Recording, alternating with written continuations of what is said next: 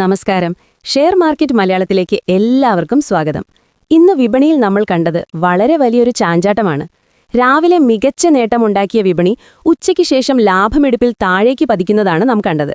ഇന്നത്തെ market action, Voltas AC വില വർദ്ധിപ്പിക്കാൻ പോകുന്നതിന്റെ കാരണങ്ങൾ, സോളാർ ഓഹരികളുടെ തകർച്ച, വരാനിരിക്കുന്ന ഓയോ IPO അപ്ഡേറ്റ്, കൂടാതെ രാജ്യത്തിന്റെ GDP കണക്കുകളിലെ സുപ്രധാന മാറ്റം തുടങ്ങി നിങ്ങളുടെ നിക്ഷേപങ്ങളെ ബാധിക്കുന്ന ഏറ്റവും പുതിയ വാർത്തകളാണ് ഇന്ന് നമ്മൾ വിശദമായി പരിശോധിക്കുന്നത്. വിഷയത്തിലേക്ക് കടക്കുന്നതിന് മുൻപൊരു ചെറിയ കാര്യം. വിപണിയിൽ ദിവസേനയുള്ള പ്രധാനപ്പെട്ട അപ്ഡേറ്റുകൾ നിങ്ങളിലേക്ക് എത്തിക്കാൻ ഞങ്ങൾ ശ്രമിക്കുന്നുണ്ട്. അത് നിങ്ങൾക്ക് ലഭിക്കുന്നുണ്ടെന്ന് ഉറപ്പുവരുത്താൻ ഇപ്പോൾ തന്നെ ആ ലൈക്ക് ബട്ടൺ ഒന്ന് അമർത്തുക.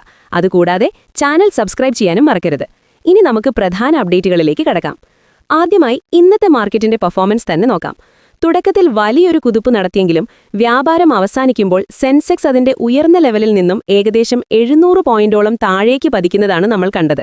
നിഫ്റ്റി 50 ആകട്ടെ 25,500 എന്ന സുപ്രധാന ലെവലിന് താഴെയാണ് ഇന്ന് ക്ലോസ് ചെയ്തത്.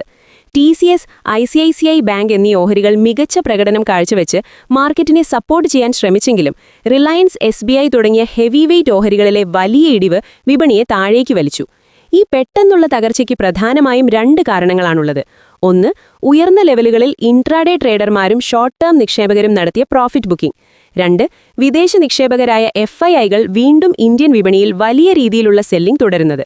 മാർക്കറ്റ് പുതിയൊരു ദിശ കണ്ടെത്തുന്നതുവരെ ട്രേഡുകൾ എടുക്കുമ്പോൾ സ്റ്റോപ്പ് ലോസ് കർശനമായി പാലിക്കുക. ഇനി എനർജി സെക്ടറിൽ നിന്നുള്ളൊരു വലിയ വാർത്ത നോക്കാം. സോളാർ സെക്ടറിലെ കമ്പനികൾ വലിയ പ്രതിസന്ധി നേരിടുകയാണ്. പ്രീമിയർ എനർജീസ്, വാരി എനർജീസ് തുടങ്ങിയ ഓഹരികൾ ഇന്ന് 6 മുതൽ 11% വരെയാണ് താഴേക്ക് പോയത്.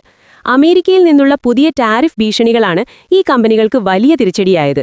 അമേരിക്കയിലേക്ക് കയറ്റുമതി ചെയ്യുന്ന സോളാർ പാനലുകൾക്ക് വലിയ നികുതി ചുമത്താനുള്ള സാധ്യതയുണ്ട്. ഈ വിഷയത്തെക്കുറിച്ചുള്ള വിശദമായ റിപ്പോർട്ട് നമ്മൾ നേരത്തെ തന്നെ നമ്മുടെ ബ്ലോഗിലും ടെലഗ്രാം ചാനലിലും ഷെയർ ചെയ്തിട്ടുണ്ടായിരുന്നു. ഇത്തരം വാർത്തകൾ വേഗത്തിൽ അറിയാൻ ടെലഗ്രാം ഗ്രൂപ്പിൽ ജോയിൻ ചെയ്യാൻ ശ്രദ്ധിക്കുക. സോളാർ ഓഹരികളിൽ ഇൻവെസ്റ്റ് ചെയ്തവർ ഈ വിഷയം വളരെ സൂക്ഷ്മമായി നിരീക്ഷിക്കേണ്ടതുണ്ട്. അടുത്തതായി നമ്മൾ നോക്കുന്നത് കൺസ്യൂമർ ഡ്യൂറബിൾ സെക്ടറിൽ നിന്നുള്ളൊരു വാർത്തയാണ്.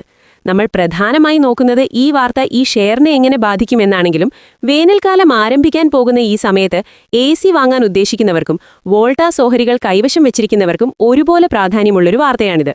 വോൾട്ടാസ് തങ്ങളുടെ ACകളുടെ വില 15% വരെ വർദ്ധിപ്പിക്കാൻ പദ്ധതിയിടുന്നതായി കമ്പനിയുടെ MD വ്യക്തമാക്കിയിട്ടുണ്ട്.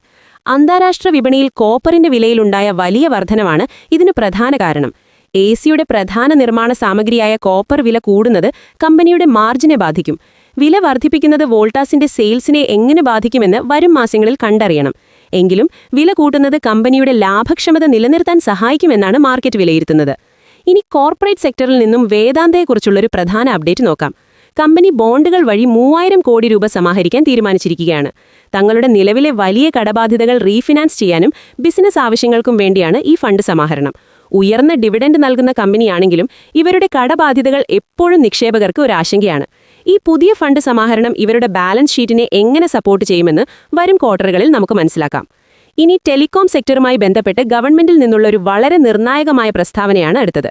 ടെലികോം കമ്പനികൾ നൽകാനുള്ള AGR കുടിശ്ശേരിയുമായി ബന്ധപ്പെട്ട് വോഡഫോൺ ഐഡിയയ്ക്ക് നൽകിയ ഇളവുകൾക്കപ്പുറം മറ്റു കമ്പനികൾക്ക് കൂടുതലായി യാതൊരു ഇളവുകളും നൽകില്ല എന്ന് കേന്ദ്രമന്ത്രി ജ്യോതിരാദിത്യ സിന്ധ്യ വ്യക്തമാക്കി. ഇതോടെ എയർടെൽ, ജിയോ എന്നിവർക്ക് ഇനി സർക്കാരിൽ നിന്നും ഫിനാൻഷ്യൽ റിലീഫ് ലഭിക്കാൻ സാധ്യതയില്ല. വോഡഫോൺ ഐഡിയയെ സംരക്ഷിക്കാൻ സർക്കാർ ബാധ്യസ്ഥരാണ് എന്നതിന്റെ സൂചന കൂടിയാണിത്.